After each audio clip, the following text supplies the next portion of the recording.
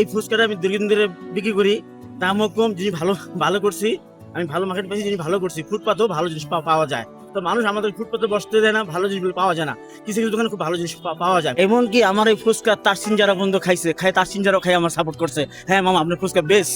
এই ফুচকা আমি আজকে ধরেন নিচে তোকে না হলেও 20-25 বছর ধরে বানাই। আমি সকাল 8টার থেকে 2টা পর্যন্ত ধর আমি ডেলি 5,000 টাকা বিক্রি করতে পারি। যারা ছাড়া ছোট ছোট বাচ্চা ওরাও আসে, ওরা তো ভিড়ের জন্য খাইতে পারে না, বেশিরভাগই বড় বড় গার্জেনরাই এখানে আসে।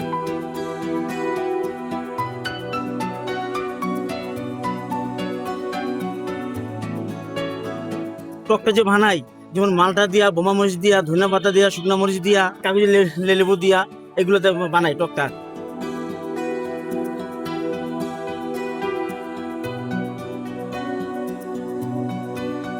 ঠিক আছে, খুব সুন্দর করে বানাই যে 100 লোক খাইলেন বলতে পারে হ্যাঁ খুব ভালো লাগছে, এইভাবে বানানো হয়।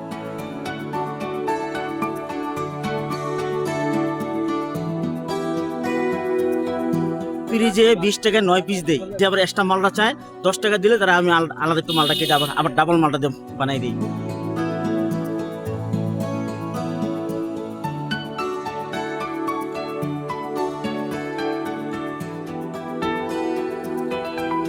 এই 20-25 বছর থেকে আস্তে আস্তে শুরু করতে করতে করতে করতে করতে এই পর্যন্ত আসছে আর কি। মালটা দেওয়ার কারণে টকের একটা অন্যরকম একটা টেস্ট আসে। খেতে আসছে আজকে ফার্স্ট টাইম, অনেক মজা। খিলগাঁওতে আমার জানা মতে কোথাও টকে মালটা ইউজ করে না। উনি কিন্তু এই যে অলরেডি এই যে টকের সাথে মালটা একটু রসিত দেয়, প্লাস ওটা 1 কোয়া থাকে বা 2 কোয়া থাকে।